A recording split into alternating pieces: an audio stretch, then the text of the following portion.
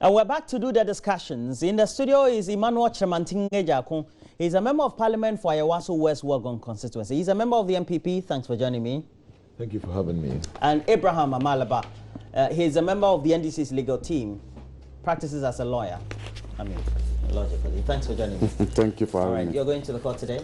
No, today no. Today no? Yes. Okay, talking about the court, I think I have something quickly about disputes and things like that. Because the Electoral Commission has taxed political parties, has taxed the Criminal Investigations Department and the police as well as the Attorney General to prosecute over illegalities contained in nomination forms of disqualified aspirants. What did they mean by that? Oh, okay. So let me start by saying good morning to your viewers. You remember when the EC, the commissioner, disqualified the chairperson, disqualified some 12 aspirants, you know, those who were contesting, trying to contest. She indicated that some of their activities borders on criminality, forgery. Those are matters beyond the commission. And these are matters that she will refer to the appropriate authorities. And here we're talking about the police and the Attorney General. So she's carrying through her promise that she will put them before the appropriate authorities. And I think that that's what she's decided to do now. What I can say is that it appears she is hell-bent to clean our electoral processes and is applying the laws as they are. One would have thought that with that threat, she would have just fizzled out. But it appears she's going the extra step to ensure that these persons whose conduct border on criminality are brought to book. I would simply say that we need to encourage her to ensure that she is able to cleanse the electoral processes so that at the end of the day, we'll have a credible, more acceptable electoral election commission. And so that's where I'll leave it. The rest would be left to the courts to handle. Yes. But it presupposes, Mr. Chemantinge, that then the individuals would have said to have done wrong. But if you look at the other side of the divide, especially for those individuals who have been disqualified in their parties, they seem to be contesting that very position, that maybe perhaps some fraudulent activities may have gone wrong with the persons or the filing of their nomination forms. Very debatable. I don't quite get you. I don't quite get you. The commission has sent this to the Attorney General. Yeah. The Is it not to the police? To the police. Yes, to the police. Yeah. Okay. Now, it means that a criminal activity has been undertaken or done. But they also contested and said nothing criminal was undertaken. Well, I think that it is just an attempt by the Electoral Commission to reinforce its position that the basis upon which they disqualified the contestants is what they have adduced. If you will take the second step and say that I'm reporting the matter to the appropriate investigative agency to look into it, then all you are doing is that I'm confirming that I have good grounds to do this. I think that is what all of it is about. What is the genesis of this matter? This matter has come up because the Electoral Commission said that people have double registered, people have changed their signatures, people have done this, people have done this. Beyond infringing the electoral law, the chairperson in announcing the disqualification stated very clearly that some of it goes beyond just infringing an electoral law. Some of it borders on criminality. Today, I think it's about 4 parties now who are going to court. Okay. On the basis that she had no locus to do what she has done. My view, and it is my only, it's only my view, is that she's done this. She's taking this step to say that no, I know what I'm doing. I am confirming that I stand. Is it about her or is it about the commission? I mean, she is the embodiment of the commission. So I like to refer to the commission. Okay, I like to refer to the EC, but she's the chairperson of the EC. She's the one who made the announcement. Very well. Okay, I'm sure she was the one who signed the letter to the police to say, investigate this. It borders on criminality. I am saying that in the face of a legal challenge in the courts, the commission is doing this just to say that we know what we are doing. Let's see how all of it pans out. All right. But she's only laying a complaint. For now, the police will also investigate. It's not conclusive that once you lay a complaint, it means that the person is culpable. And so when the police investigates and they find that, yes, her complaint merits people being sent to court, then the police will then take the next step. And so let's not be frightened. There are two aspects in court. There are two aspects of this. One is a criminal, which is what she has reported to the police, and the other one is a civil, which today I'm being told that the motion for the motion that PPP filed will be heard today in court, and so we wait to see the outcome of that hearing. On the front page of the Daily Dispatch is a story called from Ovation Magazine. It's been published widely across the media space, especially on the various online portals. That's President Mohammed's exclusive interview Ovation. But in that very interview, it seems to be suggesting that the media seems to be blocking his transformational message and his development message from being widely spread across the spectrum of the voter population or demographics. Oh, sure. You know, this is a president who is fully aware that he has performed tremendously well in terms of the developmental agenda of this country. He is always on record to have talked about how water coverage has improved. He's talked about how electricity coverage has improved. He's talked about the numerous infrastructure development that are dotted around this country. But every now and then, these things are not projected by the media. Some sections, let me say some sections of the media, not entirely the entire media landscape, but some sections of the media. And so he was simply pointing out that much as you have the freedom to report what you want to report, because most of the media houses are private media houses, you should also focus on some achievements being, chopped by the administration. And so that is how I look at it, and that's how I see it, that there is too much hype on issues that do not border on the developmental needs of this country. But this is a president who has done so much. Most of the time, it is only when you give platform to communicators of the party that you find that there is probably a rich hospital somewhere. Then you find that there's probably a 615 or 650 bed capacity hospital at Legon. You don't find the media going out by itself, the media going out on its own to say, let's go and cover and provide information on these areas. So that's how the president looked at it. But it is not all the media, some sections of the media. Yeah. But in generality, he seems to be worried that the majority of the section of the media don't seem to give him the needed credence, so to speak, for the work that he's done for close to 4 years now he's been in power. Roland, sir, the elders have a saying that if you cannot carry your load, you will always blame the helper. I don't know how they say it in English. You know, when you carry a load, you have something. Keshri. I don't know how, but viewers should forgive me. It's just my lack of. Say it in Twi, let me see. This is a untimi uniema. Debi untimi uniema. Debi awse me keshri nye. You can't carry the load. You always blame something else. And I think this is exactly where His Excellency the President is. You know, I mean, they have published a green book. They have published a manifesto.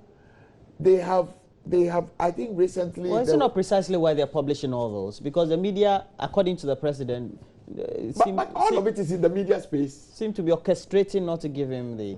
Oh, you see, I am saying this. I believe that recently, I think it must have been the Media Foundation for I Stand for Correction, stated that there was a preponderance of space for the president and his party on the state media. I stand to be correct. I stand for correction. But GTV, GBC, and all the regional radios that has national reach, they can't overwhelm the private media. Oh, really? Really and really and truly, let us even assume so.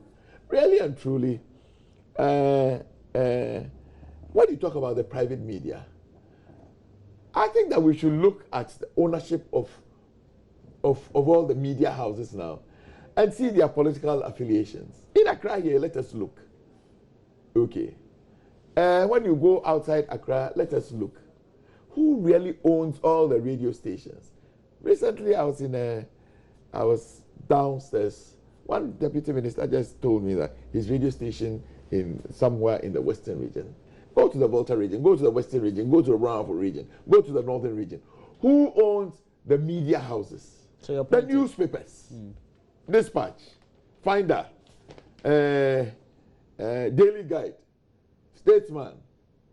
You don't need a clairvoyant to tell you that this one belongs here and this one writes for this one.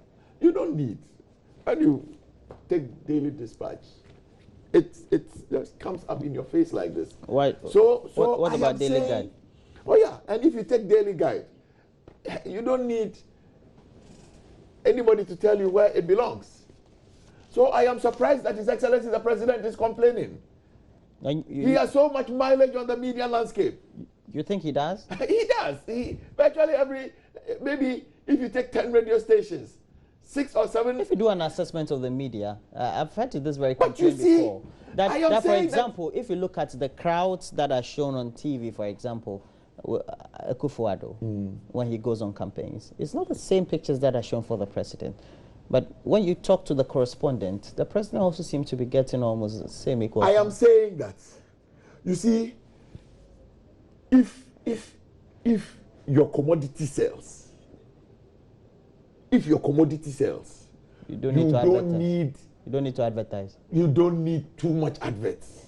If your commodity sells, if it doesn't sell, then you begin to find a cabal that is blocking. Then Coca-Cola won't be selling. I am saying that Coca-Cola won't be absolutely, advertising. I am saying that His Excellency the President is a lot of all he surveys. Is it not virtually everything at his beck and call? Is it not rather, I am surprised. I am utterly shocked. Is it not rather that His Excellency the President will Is it not rather when you have a very value-added service or product, or you have a good service or product, that's when rather you do a lot more marketing communicative activations to make sure you increase your market share. Yeah. If you see me, I tell you, I'm not that schooled. All the English, big English you are doing, I don't even understand. But the point I am making is that, so if it is well within their to even pay for everything. Who is saying that they don't have money to pay? They have money. No, but you don't expect the ruling party to just be argument is being skewed. No, I haven't come to you yet. He's not saying that we are unable to pay. He's saying that there's a deliberate attempt to put light. Do you think it is orchestrated? That's what he means. And he's saying that the media... So who's orchestrating it? What do you see? What I see is what the president has just talked about. That a section of the media are not interested in putting light on his achievements.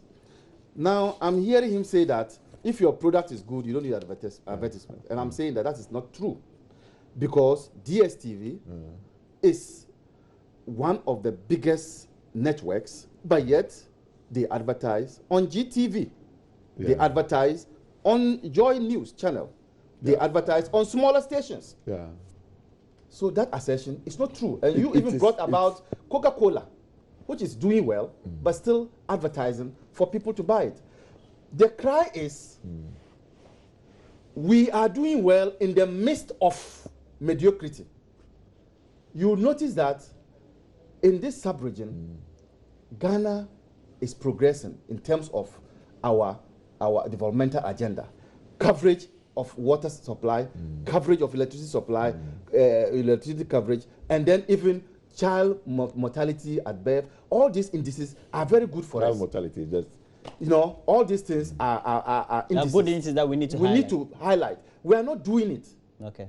So, but the impression is being created as if everything is dim. It's gloomy. When indeed there are spotlights. But this is where I differ. That's where the who is creating government has information services department. Government has Ministry of Communication with 2 deputy ministers. Government has an NDC communication team. I am saying that when you come to the media landscape, probably 6 out of 10 media houses belong to sympathizers of NDC. That's not 6 out of 10. That's not true. In fact, the reports have it that most media houses are sympathetic to the MPP and are overhyping Nana Akufo-Addo's chances of winning the elections. Okay, and talking about chances of winning the election, it's good. Let's end the argument. You know the Economic Intelligence Unit. No, you know I think we should finish this properly. Okay. I stand where I do.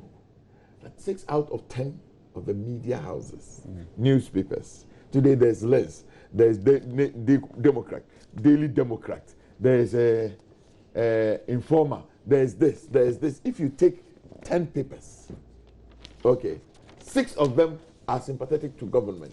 If government thinks that it is doing so well, it has the whole, and indeed, it has the whole of the state machinery behind it. Their message is not just flying. People are not interested in what they are doing. People are not interested in what they are saying. That is all. Mr. President, look into your own self. Just this morning, when I came here, I am just reading that Dr. Reku Brobe, my cousin, that I don't always agree with. Indeed, I don't agree with him fundamentally on many issues. He's saying that it is not, what is the media cabal? He is saying that it is the arrogance of your own communicators. The arrogance. That is the papers you gave us. Yes, yes. So, Mr. President, look into your own self. The good people of this country are not interested in the things you are saying. The things you claim you are doing is not impacting on their daily lives. Where is the arrogance coming from? Number 2, I am not saying it. You can ask, maybe you can call him. We are here. The 2 of us are here. Say, the 2 of us are here. I am reading. The 2 of us are here. Do I suggest somebody who is arrogant on this platform? I am reading. Dr. So where does it come from? You are supporting him. So if you are supporting his claim, you must be able to adduce evidence to show. You see, you are supporting his claim. I can't give. We can't spend all the time trying to conclude on this. I premise my statement by saying that I don't always agree. Please, but he's saying the Economic Intelligence Unit has predicted victory for the flag bearer of the New Patriotic Party in the December election. This is not the first time. It's predicted Nanado would also win majority of seats in Parliament, attributing that possible outcome to Ghanaians' frustration with the country's poor economic performance under the President John Dramani Mahama-led administration. And they say it's going to be overwhelming. That should be good news for you. I would want to say that in my party, we do not depend so much on what people say. We take it as a certain measure. Okay, but let me state without equivocation that it is not because the EIU has said it, then it is done. We are determined to salvage this country from the mismanagement and the incompetence that has bedeviled it in the last 8 years. We think that the people that vote, the good people of this country, the people that are selling at Circle, my sister Yabedu that sells on Lagos Avenue, they are the ones that, they are the electors, and they are the ones that we must go to. We are doing exactly that. Number 2, we want to be sure that the rule is that one Ghanaian must vote once, and that one vote must be counted. that one vote must be recorded. That one vote is what, when it is aggregated, is what will be announced. Those are the things we are focusing on. After all, it is said, and it is true, that elections are won at the polling stations. We want to do our work there. Anytime we go, this is exactly what the people tell us. Like yesterday, I spent from maybe 6 o'clock to 7:30 at parts of Tesano, you know, around. Those are parts of your constituency. Yes, walking. I went to meet people. You mean opposite it? Opposite? You know, Tesano. opposite Tesano. On the Peace FM line. Yeah. Okay. That is where the vote is, and we are listening to the people, and we are explaining our situation to them. But for me, it is very comforting what they say. It is very comforting what we are hearing. Okay, and we want to focus on that one. Yes, CDD may say something. They are called EIU, Economic Intelligence Unit might say something. Quote unquote, in this country, everybody talks about, quote unquote, the Daily Dispatch gentleman, what's his name? Benefs. Yeah. He, I don't know, he might also come to say something. It's a prediction. But I am saying that we are focusing on what we need to do. Thank you, EIA. EIU. You see, I don't even know. Thank you, EIU. We think that what you are saying is true, but it has not gone into our heads. It's a reflection of your observation. It is. We believe that that is what we are coming across. We will continue, and for us, it is not over until it is over. That cuts some doubt on your ability to be able to retain the seat. Not at all. You know what? He even made a point that the Dispatch, Ghana's most foremost pollster, has also predicted that the NDC will win a majority of seats in Parliament. The Dispatch, yes. The Dispatch has not formally come out with. They have. They have not. They have. I don't know. They supported the BNI report. They supported the what? They have not. They have not come out with a formal. They have not come out with a formal. They have. They'll do that next month. They have. I know for a fact they'll do that next month. No, they have. If you are saying that you've not seen it, then that's a different ballgame. But they have done polls and they have put the president ahead with the parliamentarians. Okay. We are winning both presidency and the parliamentarians. We are also going to win majority of the seats. Okay. He said, he has not published. I know he's not published. I remember in 2008, he said NPP will win. So, it's okay. It's a prediction. 2008? Oh, yes. No. In 2000, that was when you people were paying him through Gabi Ochidako to manipulate some results. He's liable. So you are saying that he's liable. When you pay him, when you paid him, he refused. But this is what you are saying. You say when we pay you through Gabi Ochidako. When can you truncate? Who doesn't know in this country that so you paid him? So he takes money from people to produce a certain result. Really, I didn't know. You are telling us. Walker. All the Ghanaians are hearing. He says that he takes money to produce a certain result. Okay, let's make this one. You look at the kind of situation in which we find ourselves. This is a government that has delivered on its manifesto promises. To the extent that, for the first time, some communities are seeing schools built in their backyard. This is what the people will look at and vote. Talking about mismanagement. I'm not sure we have gotten to a point where we had to sell state property so as to pay workers. That was what we would call mismanagement. Talk about incompetence. I'm not sure that we have gone to a saloon to pick a loan when there was no loan in the saloon. That is incompetence. So the people can see through who is competent in managing the economy, who is managing this economy to the glory of God. This is what will determine. 7th December is the real polls. And there, when you call me back here on the 8th of December, let's hope that they don't declare the results as they did by asking people to wear whites and go to court and go to church, only for the results trickling in, and they say that we have rigged them. They should stay focused and understand that the results will come from not only the cities, but they will come from the nooks and crannies of this country. And when the results start trickling from the nooks and crannies of this country, and the figures begin to change, they shouldn't say that we have rigged. Because those who are voting will see whether in the last 4 years they were given water to drink. They will vote based on that.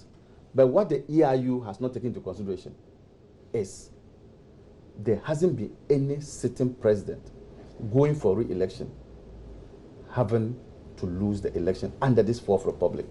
They should have factored that in their election, in their polls. I see.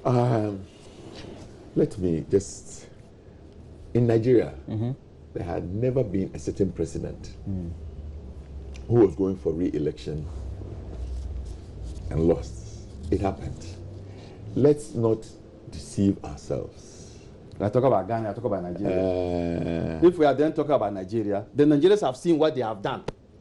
After voting out a competent government, they've now seen what has happened. Okay, based on that, Ghanaians will take a clue from that. We are talking about Ghana, you are going to Nigeria. You see, let's Nigeria is in recession now. Oh. Isn't it? Please let him. I respected you and kept quiet. Nigeria is in recession. Let him make his point. So we'll also say that in Ghana, everybody gets 8 years. The NDC has gotten 8 years. So, I mean, you as for those things, parties, you vote for individuals. I think. But you cannot control. You cannot spew out lies. Mr. Maliba, please let him make his point. Let him make his point. Mr. Maliba, let him make his point. What is eating you up this morning? Everything. Please. So you see, those are not the things I look at. Ultimately, I look at it is the Ghanaian. You matter, people matter. The second thing is, let me say that you see, people find it is called comfort that when people talk about what has happened in Nigeria, they forget about the thievery, the banditry that happened in Nigeria under Goodluck Jonathan. They forget about it. If in the 8 years between him and the Yaradua government, but the country is in near recession. Yeah, but you see, but you're saying it's not caused by this man. If you steal so much money, if you mismanage an economy this way, to the point that even his wife, to the point that even his wife is challenging about millions of dollars. No, his wife is raising concerns. Please, if we say that, please, Amaba, I think you have your turn. No, in any case, the point is this. They feel you see, people feel uncomfortable when dry bones, old people, they say feel uncomfortable when dry bones are talked about. It is the same spectre that happened in Nigeria. It is the same thing that is happening here. And trust me, what happened there will happen here. Now they are telling people, hey, the man is old. And so what? And so what? Now they have gone into recession. When you have run this economy to the ground, when you have burdened this economy to the extent that it is predicted that 20% of our revenues will just be used for debt servicing. Indeed, just our debt servicing, that's the interest payment, is 2 or 3 times more than the money we receive from oil. When you have managed an economy like this, if somebody takes over, you think that it's going to be easy? No. We spend 9 billion on debt service and 10 billion. Is it not 9? 10 billion. 10 billion. Do you understand? But that's just 10 billion. That's just 2.5%. 2.5% of what we receive from oil. Coming to the substantive point, the thing is, so what are we talking about? You are sitting here talking about incompetence. You are talking about incompetence. Going to salon for loan, that's incompetence. Going to... Please let him make his point. But he doesn't know what I said, I'm telling you. Okay. Please continue. Continue. Respectfully, I'm not stupid. It's okay. It's okay. It's okay. Let's. It's okay. You went to a salon for loan. It's okay. It's okay. Please, let's continue. You saloon for loan. Let's continue. I even lost my train of thought. It's true. That's true. I even lost my. You're talking about incompetence. When he talks about incompetence, what it really means. Yeah, I lost my train of thought. Let it pass. Conclude and then we'll wrap up because the EIU says you're losing. Now, even on the BBC yesterday, on Focus on Africa, this is the point. Okay. Nkrumah referred to their forebears as foolish. I will not say that. But I would say what my president said, that these are people who cannot think far.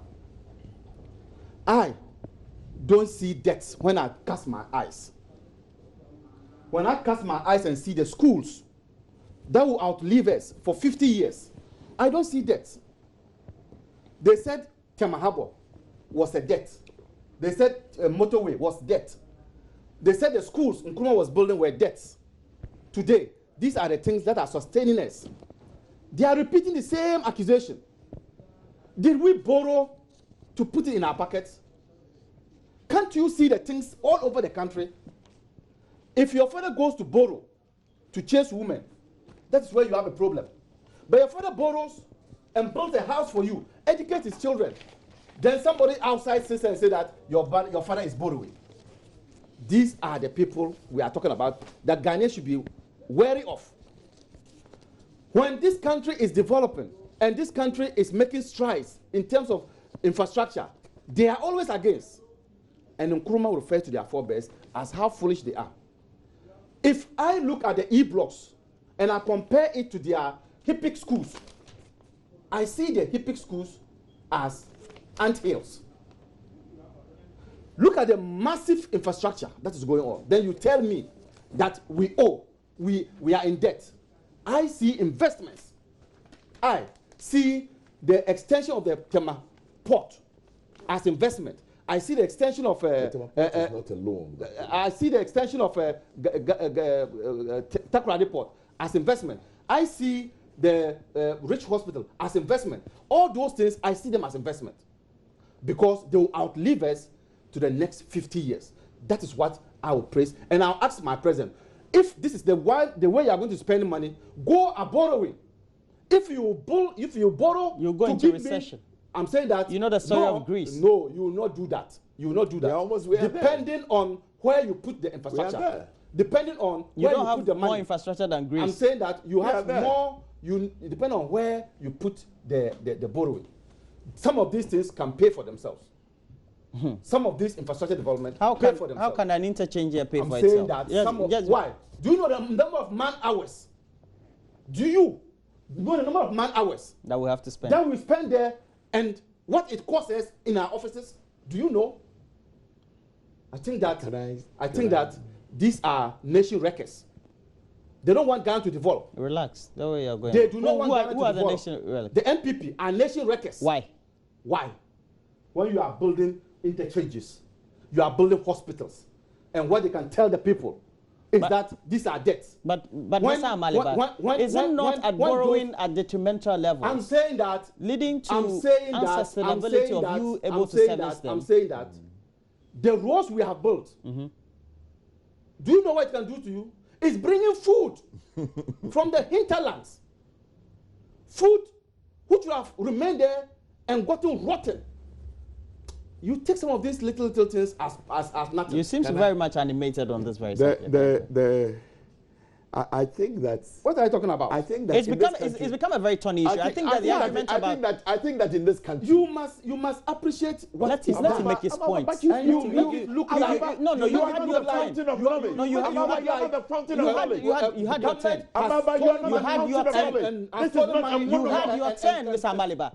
Mr. Amaliba, you had your turn. Mr. Amaliba, it's okay. It's okay. It's okay. It's okay. It's okay. Mr. Amaliba, it's okay. I don't like Mr. Amaliba, you can't do this. It's okay. It's okay. It's okay. It's okay. You're a gentle lawyer, so it's okay. You're not the host. You see, in this country, have we not had a history of we having to go for debt forgiveness before? Even when we are not gone on a borrowing spree like we have done. Let us remember that when we went to HIPIC, It was the cumulative debt from Ghana, from the beginning of Ghana till then.